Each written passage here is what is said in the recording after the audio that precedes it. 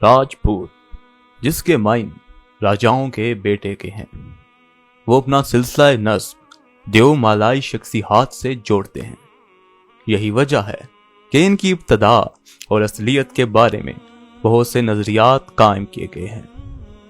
ایشوری پرساد کا کہنا ہے کہ وہ ویدک دور کے چھتری ہیں۔ بعض کا کہنا ہے کہ یہ سیتھن اور ہن حملہ آوروں میں سے ہیں، جن میں سے بعض راجپوتانہ میں مقیم ہو گئے تھے اور انہوں نے گونڈوں اور بھاروں کے ساتھ برہمنی مذہب کو قبول کر کے فوجی طاقت حاصل کر لی تھی۔ مسٹر سیوے وید کا کہنا ہے کہ پرتھی راج راسا کے مصنف چندر برائے نے راجپوتوں کو سورج ہنسی اور چندر ہنسی ثابت کرنے سے عاجز کر کے ایک نئے نظریے کے تحت ان کو اگنی کل قرار دیا تھا، یعنی وہ آگ کے خاندان سے ہیں، اور وششٹھ نے جو قربانی کی آگ روشن کی تھی اس سے راجپوتوں کا مورث اعلیٰ پیدا ہوگا۔ لیکن اب بعض فاضل ہندوؤں نے اس شاعرانہ افسانے سے انکار کیا ہے، اور زیادہ تر کا خیال ہے کہ راجپوتوں کی قوم کی رگوں میں غیر ملکی خون ہے۔ جیمز ڈارڈ نے اپنی مشہور کتاب تاریخ راجستھان میں اس نظریے کی تائید کی ہے اور راجپوتوں کو وسط ایشیائی سیتھن قبائل کے قریبی قرار دیا ہے۔ جیمز ڈارڈ کا کہنا تھا کہ عہد قدیم سے محمود غزنوی کے دور تک بہت سی اقوام ہند پر حملہ آور ہوئی اور راجپوتوں کی 36 راج کلی میں شامل ہیں۔ اہم بات یہ ہے کہ ان کے دیوتا، ان کے شجرہ نسب اور ان کے قدیم نام اور بہت سے حالات و اتوار چین، تاتار، مغل، جٹ اور ستھیوں سے بہت مشابہ ہیں۔ اس لیے بآسانی اندازہ ہو سکتا ہے کہ راجپوت اور باقی ذکر کی گئی اقوام ایک ہی نسل سے تعلق رکھتی ہیں۔ 7ویں صدی عیسوی میں ہیونگ تسانگ نے راجپوت کا کلمہ استعمال نہیں کیا۔ عرب حملوں کے زمانے یعنی 8ویں سے 11ویں صدی عیسوی کے حوالے سے بدھ پرکاش لکھتا ہے کہ لفظ کشتری کم دیکھنے میں آیا ہے اور راجپوتوں کی اصطلاح عام نہیں ہوئی تھی۔ ڈاکٹر پی سرن کے مطابق لفظ راجپوت نسلی معنوں میں 10ویں صدی عیسوی تک استعمال نہیں ہوا، حتیٰ کہ ٹھاکر کی اصطلاح جو مسلم مورخین نے اپنی تحریر میں چند بار استعمال کی ہے، ایک قبیلے کے بارے میں ہے۔ رائے قبیلہ ایران میں بہت پہلے موجود تھا۔ پہل محمد بن قاسم نے رانگی کا خطاب ایک جاٹ کو عطا کیا تھا۔ روایت کا کلمہ روٹ یا روٹ یا راٹ سے بنا ہے۔ اس کا مطلب مشرقی ایران میں بادشاہ کے ہیں۔ واضح رہے کہ راجپوت کا کلمہ 7ویں صدی سے پہلے کہیں نہیں دکھائی دیتا۔ غالباً اس قدیم ترین تلفظ ہن فاتح توڑ امن کے کراتبہ میں ملتا ہے۔ اس میں اس کے بیٹے اور بیٹیوں کو راج پتر کہا گیا ہے۔ اس کا مطلب ہے کہ اس کلمہ کو لغوی معنوں میں بادشاہ کی اولاد میں استعمال کیا گیا، جو کہ ایرانی کلمہ 10 پوہر بادشاہ کا بیٹا کے مترادف ہے۔ 10 سنسکرت میں بھی بادشاہ کے معنوں میں آتا ہے اور پوہر سنسکرت میں پتر کے مترادف ہے، لیکن 7ویں صدی عیسوی میں اس کی جگہ راجا استعمال ہوا۔ چنانچہ جب شنکر اچاریہ کے تحت کٹر برہمن کا احیاء ہوا تو راجا پتر کا لفظ استعمال ہوا کہ حالان نے راج ترنگی میں راجپوت واضح انداز میں غیر ملکی، مغرور، بہادر اور وفادار کہا ہے۔ یہ محض فرضی آراء نہیں ہے۔ کسی مسلمان مورخ نے پنجاب، سندھ، بلوچستان، مکران، کیاکان، افغانستان، غزنی اور کشمیر کی لڑائیوں میں راجپوتوں کا ذکر نہیں کیا۔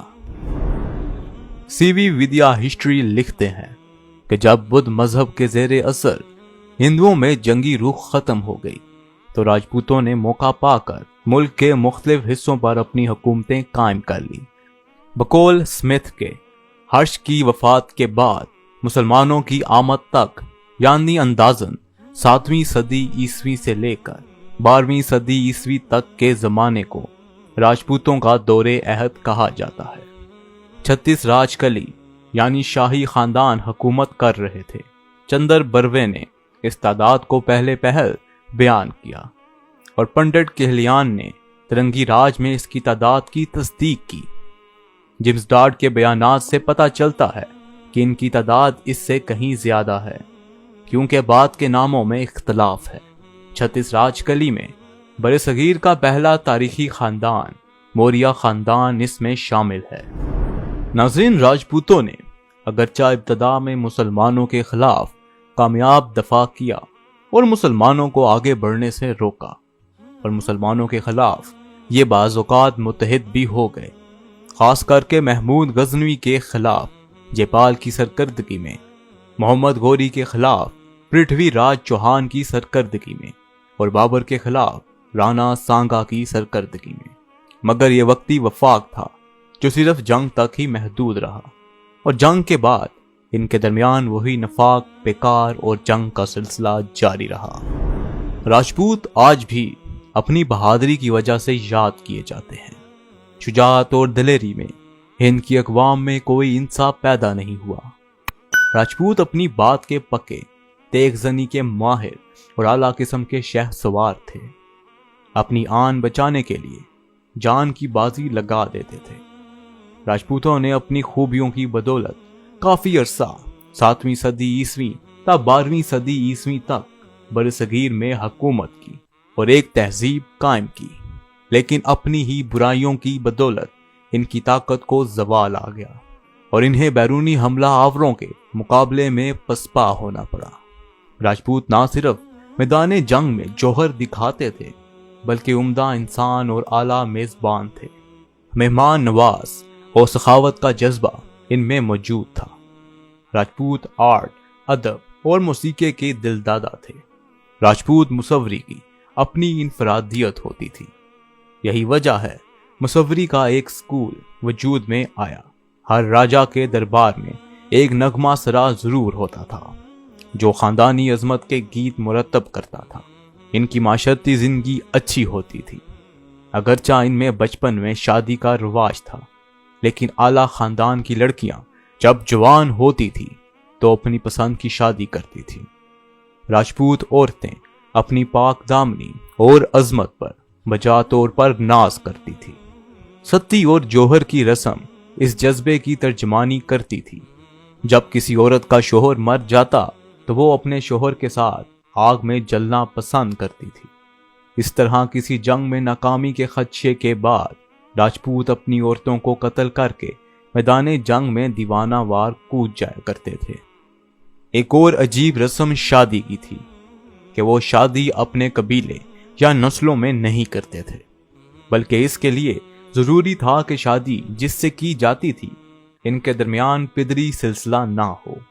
راجپوت رانا، راؤ، راول، راجا اور راجن وغیرہ بطور لائقہ استعمال کرتے تھے۔ ان تمام کلمات کے معنی راج کرنے والوں کے ہیں۔